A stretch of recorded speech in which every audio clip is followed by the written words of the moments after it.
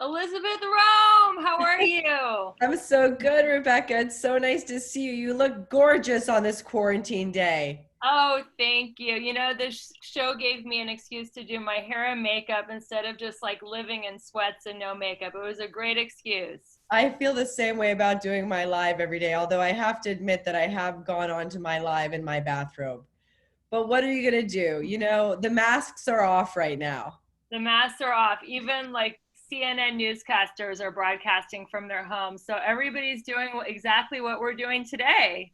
It's the new content. I'm reading article after article about the new world, but I don't think anybody really knows what it is. And we're only in this moment now, and this is content now. This is, and now is the only time we have, right? Because the past Right. and the future are totally fiction. Exactly. We're constantly detaching from our pain story of the past. Yes, and whenever people listen to this, even if it's in 100 years when we're gone, it's going to be now for them. So now is the only time that is. Exactly. No, it's true. Even really powerful old books like Think and Grow Rich, if you listen to a recording of it, it's still so relatable because the things we need and want, the things that we long for, the mysteries of life they're timeless and they're always relatable. I love it. Think and Grow Rich, the first self-help book ever. So cool that Ever you read created. that. And here we are in that tradition. So Yeah. let me tell my audience a little bit about you. You have an incredible background. You are an actress and you have starred in so many cool shows like Angel, Law and Order, The Last Ship, Stalker, and Jane the Virgin, and award-winning Oscar-nominated movies like American Hustle and Joy, both directed by David O. Russell. And you're coming out in a new movie. Has this already been shot, the one with Melissa McCarthy? Yes, so it's called Starling. But again, I have a new movie coming out on Lifetime in July, and it's uncertain when it's called Sleeping with Danger is going to come out or Starling is going to come out. And Ted Melfi is an Oscar-nominated director for Hidden Figures and just incredible soul. And I loved working with him, but I don't know what the plan is for that either. So I think that's the entertainment industry right now is a bit of a moving target like every other industry. It's true, but thank God you have like two movies shot and in the can before all this happened. Yes, exactly. So the world won't forget. They will not forget you. As I'm sheltering in place, they will not forget that I can act. No, you can definitely act. And you have even written a book called Baby Steps about your journey to motherhood. So you're an author and an actress. That is, and a writer. I heard you on IG Live talking about a screenplay writer too, as well as a book. Yes, I just tried to do that during the quarantine for the first time because I have written a couple of books, and the idea of taking the experience of being an actor, the millions of scripts I've read over the years, and trying to turn my love of writing towards my industry, the bigger industry that I'm involved with on a daily basis, seemed so intimidating because when I look at people like directors or screenwriters, I have such respect for them. The idea of just saying, oh, I'm just going to try to be a screenwriter today. But there's never been a better invitation to try something new than to be sheltering in place at home. That's So right. I thought, you know what, I'm going to try to learn something new. I got final draft and I sat down with a friend and we wrote a screenplay and we turned it in yesterday to our representation. So we'll see if they like it. We're sitting on pins and needles. Congratulations. That is so amazing that you took this downtime and created something beautiful like a screenplay. I love it.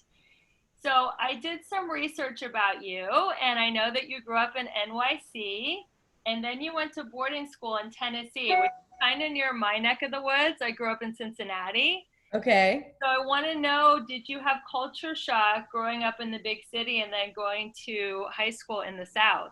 Definitely. Not to get too heavy, but that my mother warned me about some pretty big stuff I might face, like for instance, racism. So yes, it was a big culture shock. The idea that, people still referred to us Northerners as Yankees. And believe me, I love the South, so I don't say this in any derogatory way, nor do I throw a blanket of any sort of consciousness over any region of any kind. But yeah, there was, and believe me, all of those issues are issues even in the Northeast, as you well know. So that's just a human issue. Humanity's got issues, but yeah, it was really beautiful. It was outdoorsy. It was like going to Outward Bound and high school all at the same time. We went hiking and mountain biking and camping, and it was a really wholesome couple of years for me. And then I went back to New York when it got very unwholesome for a while. And then you went to Sarah Lawrence. So were you there when Joseph Campbell taught there? I wasn't, but I have to say I'm a big fan, and his teaching there had a big impact on me wanting to go there because I went there to become a writer. I wanted to be an author. My mom had gone to Sarah Lawrence. She was a writer, and Sarah Lawrence is known for being a really strong school for authors and creative writers.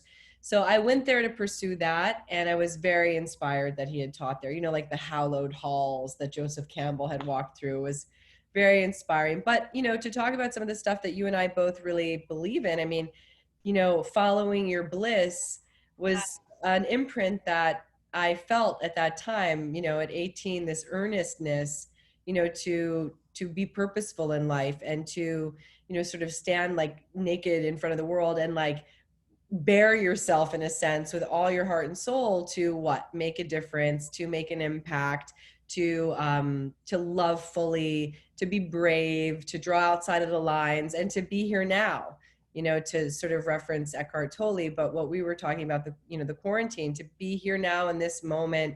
I think this is a really great opportunity and invitation to become more grounded than we've ever become, because we're going to, as you probably have felt over the last couple of months, we've been going through all of these different stages of grief, and in a weird way, a bit of death and dying, because we're letting go of the things we associate ourselves with. Then we have to reinvent how we would make money, how we are going to do our daily life. And, and with that, probably is some good closure on some past stuff that we've needed to sort of process and detoxify and let go of. So it's so funny you say that, because we were supposed to have this interview 2 weeks ago, but I was rushed to the hospital with an emergency gallbladder surgery. So I feel like, it's okay. I feel like on a micro level, my gallbladder was like toxed out and infected, and I did it to live. I had to take it out of my body in order to live. And now my whole digestive system and everything is kind of refiguring, just like the world is. And it's like, yeah. If something's no longer serving us, I really think the universe is going to get rid of it. And it is tragic, the death toll and everything that's happening. But if you look at the good that's coming out of it, people are really, like you said, being in the moment, being brave, thinking outside the box, slowing down. The environment is righting itself, and fish are able to swim in waters they've never swam before. And it's just, there's so much reconfiguration happening that I believe will ultimately be for the highest good. Yeah, and obviously it is a terrifying time, and learning how to process and sit in the discomfort of anxiety and fear, and these are all lessons of mastery that we all have to go through in different times in our life, when we lose a loved one, or we hit rock bottom in our lives, or whatever may happen, or financial disrepair for a moment. So we have to find our steadiness in the ups and downs, through the times that are great and the times that are difficult, so that we stay sort of steady and unchanged, and it's a consistent line, like in ourself, that we recognize ourselves. So that we're not like 1 minute we're high, the next minute we're low, the next minute we're high, because that's just so hard on the soul to be so unsteady like that. I know you came to one of my talks about chaos. Yeah, I've gone to all your talks, so I want to tell my audience. I know. Thank you. This show is called Balanced, Beautiful, and Abundant, and you're all three, so you're the perfect guest. And you have been holding community lectures that are free, that are at a retail store where you're a clothing ambassador, Respect Your Universe. and you have assembled the most interesting, dynamic panels of different speakers. And what I really was struck by is, yes, I love your topics like chaos, but the people are all people in your life. So you're in a town like LA, which is a big town that can be kind of cold, the entertainment industry notoriously cutthroat. How have you created this community of beautiful people in your life in a town like LA? Well, my mom told me as a kid, she said, choose your friends carefully because we become like the people we keep company with. Mm, And I remember when I left Law and Order in 2005, and I was really proud of myself that my friendships all remained the same, right? We don't really know. We try our very best to pick the right people. Sometimes we play the fool. Sometimes we're disappointed. Sometimes we're shocked and appalled at how someone lets us down. But we do try our best, right, to love and to receive love. But, there's always disappointment. But I was really lucky. I think I was happy to discover that the majority of my core friendships really stayed the same. And I guess because at the heart of what I believe my relationships are the most important part of my life. mm-hmm, I've been ambitious. I'm still ambitious. I mean, I've used the quarantine as an opportunity to create new businesses, and I wake up early and I want to win and I want to succeed and I have all of that desire. But I know at the end of the day, I'm not going to be just defined by that. Mostly I'm going to be defined by, did I make the people that I love feel loved? And mm-hmm. does anybody love me back? I That's love why I that. had such a deep connection with David O. Russell as a filmmaker, because it didn't matter if he was making The Fighter or Silver Lining Playbook or American Hustle or whatever it may be. He was telling a story always with a family at the center. Mm, As fucked up and pathological and complicated and raw as all of our families look, as loving, as fragmented as we try to, we try to overcome all of that in right. order to try to stay united. But it's complicated. And so I think that's always been a big part of my foundation is friendship. And I have a very strong core of women in my life, but I've always felt, much like success, there's always room for more. You never have to be jealous of anybody's success. There's so much money and abundance in the world. There's so much for you. You don't have to worry about that. There's plenty. You don't have to compete or bottleneck with people or covet them or be jealous of them, because there's enough for you. You have to work on yourself to become some magnetic receiver of success. And the same thing goes with relationships, not choosing relationships because of what they can do for you, but how do they fill your cup? Do you leave that person feeling jazzed and alive and positive and maybe less attached to all of these trappings of life? Or do you feel like, oh, that was exhausting? That I love that. I wrote about that in a book that is all about the 7 pillars of success, and it's called How to Make a Six-Figure Income Working Part-Time. But it's really a book about work-life balance. And there's no such thing as neutral energy. People are either enhancing your energy and they're lifting your spirit, or they're draining your energy. And sometimes you don't know when you're with them because you're caught up in the dynamic, but how you feel when you get off the phone or when you leave that lunch date, how you feel sitting in your car if somebody's lifted you up or drained you. So I love that you speak into that. And I love that you speak into abundance because, they have the old paradigm of Hollywood and, oh, there's so many beautiful women and there's only so many roles and there's so few roles for women over 40. But I know that the climate is changing and that women are stepping up and Mhm. they're taking over and they're producing and they're directing. And I love that you have the mentality that you don't have to compete with other women, that there's plenty of work to go around. And I think that does have a lot to do with, the blessing that I have felt, in the last 2 months of being in the coronavirus pandemic. I've done a talk every day on my Instagram live, and that's a lot. That's a tall order, right? Mm-hmm. Every single day for 6 weeks. I mean, more than that, 9 weeks.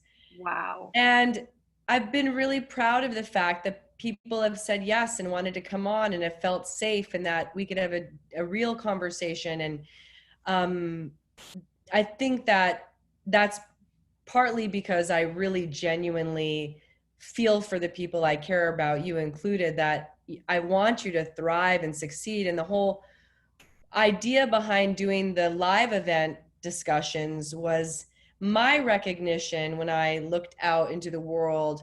If I could just stop thinking of myself for a second and really look at people in the eyes, not to get a smile back or some cliche nonsense like that, but really recognize them and see what's in their eyes. I see a lot of unhappiness. Not that, they don't have great moments of joy or enthusiasm or success, but just maybe a sense of what we're all struggling with in our life, which is this mystery of life. Is this all there is? Is this as good as it gets? I mean, the high doesn't feel that high. How much money is enough money? What is joy? What is love? All of it, the mystery of life, it's weighing on us every day. Yeah. So the idea that we could talk about that in a real way, it was a proposal at first, like an experiment. I'm going to invite 6 friends. Let's talk about a topic. And the topic is courage. Mm-hmm. Well, my point of view of courage, because I have different stories than yours, is going to be different from your point of view of courage. And together we can have different opinions and we can discover our relatability. And then, we'll have more compassion for each other, more respect. And you know how it is. I mean, when you tell the truth about yourself, you have more self-respect. Right. So that sort of self-respect and mutual respect of others' differences and sort of our similarities as well coming together, it just felt to me like if you could make a public spectacle of what it feels like when 2 girlfriends who tell each other no lies and they really talk deeply with the intention of filling each other's cup, if you could make that a live event, then maybe we could all heal each other with a sort of some more integrity. And that was my attempt. And I think it's worked out.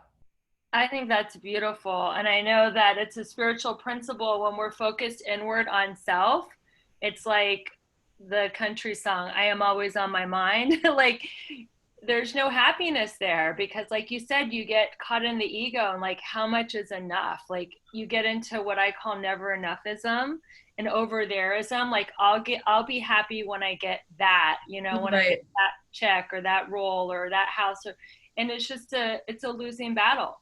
But when you put your focus on being of service and focus outward, like you're doing with your daily Instagram lives. And for my listeners, what is your Instagram handle so they can listen to this beautiful, not even experiment now. Now it's a full on show every day at 1:00. What's your Instagram handle? It's Elisabeth, Elisabeth Rohm, Rohm. And yeah, so I'm doing that every day at 1:00 Pacific Standard Time. But before this is over, I am going to start to do those panel conversations as a Zoom event. I'm trying to figure it out. Oh, But I'll keep you posted. I just have to figure out how to make it a good experience for people. yeah, that's cool. That's actually a really great idea. So let me ask you a question. You've been doing these daily interviews for 9 weeks, and every day it's been a different person, right? Or is it just Yeah, you? I've asked a few people to repeat. Well, maybe they're about to repeat. I've begun to look forward into June, and now some people are going to come back. Okay. So let me ask you a question. What has been your biggest takeaway after doing all these interviews for 9 weeks? What have you learned? It's the same thing I've learned doing these live events. It's not naive to say, and I do really think it's true. I think people really, really want connection. Hmm. We need to feel connected with each other. We need to feel seen and heard. And if one person doesn't stand up and create the invitation, most people will stalemate. And it's hard, right? We're still the 14-year-old girl we always were, standing in a room not knowing how to say, hi, I'm Liz. You know what I mean? And so to create that safe space, that invitation to truly communicate and be social with one another, I think everybody wants that. And that's what we're really seeing through, this pandemic, is that people are going live. And I actually think it's been very unifying, Mm-hmm. this deep need to connect and communicate sitting in our living room. Obviously, we're also getting used to stillness, but we do have this deep need to connect with each other and to feel feel love for each other and feel seen and heard. So I guess the thing I take away is how much I really do love human beings and their struggle. Like, I know my own struggle and I'm compassionate about the people that I love, their struggle, but I'm thinking a lot about everybody and what they're going through. And I just really, I just have a great respect for humanity. Have you always been that way, or did you go through like more of a self-centered phase and then realize that you needed to focus out to be happy? Well, I've always been self-centered. And we all, that's part of the struggle, right? Right, of course. No, I think I was very lucky. I had a mom who was a deep seeker. She was a meditation teacher with Maharishi, and my dad also taught meditation with her. And, they're very, very different, but I do feel I had philosophically driven spiritual seeking. I had the type of parent who gave me the book, The Prophet, at 16 by Khalil Gibran, so I was having this type of dialogue throughout my childhood. I've always been looking out, how can I help? What service can I do? But the struggle, right, is that we're all narcissistic and we're all in our ego, and we have to sort of constantly remind ourselves to, get out of our own way. Yes. So I don't know. I think we all have themes and patterns in our lifetime. They remain our themes and pattern in our lifetime, and that we have to stay, diligent with ourselves. Yeah. But like the Dalai Lama said it once in an interview, I thought it was so funny. Someone said to him, "Do you ever get angry?" And he laughed, and then he said, "All the time, but I just move through it." Yes. We're I'm only not a perfect person. I'm full of flaws, and it's just the desire to say to myself, I want to stay moving and growing, and so therefore I'm going to try to be as honest with myself as possible. So at least I don't lie to myself about my own progress. Now, since the theme of this show is social and you've been growing, you've been on the spiritual path since you were a teenager, what happens if you're in a friendship with another woman and you're growing and she's not growing and you feel like maybe she's kind of bringing you down? Have you ever had to walk away from a friendship? Absolutely.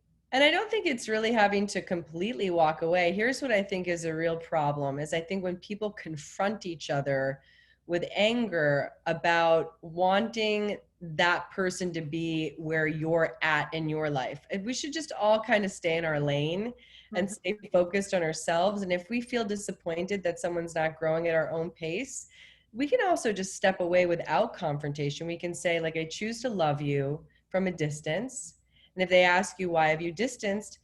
I just feel that I'm going in a different direction and I love you. And if you want to have a deep conversation about that, that's loving and respectful. I'm willing to do that. But I, in no way, shape, or form, want to criticize you or get into a finger pointing thing, because the last thing I want is for you to point your finger back at me and for you to tell me a bunch of garbage that's going to go into my head and make me feel bad about myself. So I'm not going to do that to you. If you Mm. want to have a loving conversation where we can really talk about where we're both at from our own perspectives, we can agree to disagree. But for now, I feel that I'm going in a different direction and I'm going to love you from a distance. That means that maybe at some point you may find each other again, but Mhm. you're self-preserving to the point where you're not trying to change that person and get all like twisted in your head about I'm going to change you. And there, nobody else is our responsibility. We're our only responsibility. Mhm. I love what you said about criticism because one of my favorite relationship teachers, Allison Armstrong, says that appreciation builds relationship and criticism kills relationships. So, how do you feel about? I know you're a mom. How old is your daughter? She's 12. So, how do you parent or how do you be a friend? Or I know you're engaged. How do you be a fiance without criticism? Like, how do you deal with conflict? Well, I think as far as, telling Easton to do her work or to do things that are good for her that she may perceive as criticism, it's my job to make sure that I give her the tools to have the best life possible. So Mhm. that means, like, I'd like her to eat healthy, I'd like her to exercise, I'd like her to do her homework. But I'd rather take the point of view when we're having deeper conversation about behavior that I say, these are my boundaries. These are boundaries I hope you want for yourself. I'm not going to take a position of authority over you. I hope we are friends in your adult life. I know you don't get that now, but I hope you do eventually want me to come and be a part of your life when you're older. And, you know, therefore I have to show you respect. But just FYI, I'm a lot older than you and I have a lot of experience. And also, I talk more from the point of view of like, instead of what's wrong with you, I want to give you the pearls of my wisdom. Mm-hmm. But I talk to Easton like this, and probably for a really long time. I'm sure she's so tired of me and my philosophies. I mean, come on. She's probably like, ugh, just tell me what to do and I'll get it done. Well, I love that because I think I statements are very powerful when you're dealing with conflict because you makes people feel shame and blame. But if you just share from your own personal needs and your own personal experience, I think that that is a much more loving way to deal with conflict. Yeah, I mean, I don't think telling people, what you think of them, who are we? We can only say how it makes us feel. Right. When you do this, it makes me feel like this. That doesn't work for me in my lifetime. Like that's not, wouldn't want to be treated like that by anybody. Not you, lover, partner, colleague, child. I wouldn't treat you like that. And if I have treated you like that, I apologize and I'm trying my best to grow. So we become equal when we're trying to sort out a conflict, right? And Right. maybe they really do have a problem and an issue they need to focus on, and it's less about you. But it's much easier to attract flies with honey and be like, okay, feel free to tell me how I make you feel, but don't tell me I'm wrong. Because much like the respect talks, the Rome Reveals talks that you've come to, I'm not asking everybody to come be on the panel because I think we're all the same. Right. I don't think we're all the same at all. That's another thing I've discovered from all these talks, and we're not all the same. Yes, we want love. That makes us the same. We all want to be respected. Mm-hmm. We're all very different. Your story is different from mine. Your pain is different from mine. Mm-hmm. Until I actually hear your pain and your story and your narrative, I'm not showing you respect. I love that. And I love that you have such a diversified panel. I'm really excited for the Zoom one. So keep me posted. So I want to ask, how has your taste in friends changed as you've gotten older and more mature on your path? Like your best friend in high school versus your best friend today. How has your taste in female friends changed over the years, or has it stayed the same? I think on one hand, it's stayed the same. I mean, I'm attracted to a fiery female, like, that's the kind of woman I love as a friend. I'm not looking for a passive friend. You know, I admire strength and beauty, like, beauty and confidence and bravery. And that means I'm probably dealing with an A-type personality, Yeah. I'm probably an A-type personality. But I think as I've gotten older, I have also begun to want more peace. I had a pretty tough childhood in some ways, and I feel conflict does not work for me in the same way that it used to. Drama does not work for the same as it used to. I have a lot of energy and I do like a good conversation and I can stay up really late and talk and talk and talk, but I'm not interested in conflict. So I Mm-hmm. think now I really am drawn more to women who are on a spiritual path that have some sort of conscious seeking. The friendships where that's not a part of their life, and it's hard to resolve conflict, if you don't have a desire to really grow. And it's shallow. I mean, it's kind of, if they're not on a spiritual path, if they're not seeking anything, it's just very basic, very shallow. That's how I feel. Yeah, so I think in the past I just liked always really strong, powerful, exciting women. And now I would say the same. I think my friends are dynamic and beautiful and they're forces of nature, all of them. But the friends I'm making in later life, I think, do really have a spiritual center. It's just more relatable to me. I mean, that's the priority in my life outside of Easton. I think spiritual practice is what kind of you were talking about, going on this roller coaster of the quarantine, not knowing when it's going to end, not knowing like where is the disease, who has it, who doesn't, is it on this metal rail that I mean, there's so much uncertainty. what kind of spiritual practices are you doing to keep yourself on an even keel during this quarantine? Well, I think it's a spiritual practice unto itself to be willing to reinvent your entire career. I mean, if Yeah. I have to emotionally or mentally accept the fact that I may not act for however long, that's what I do for a living.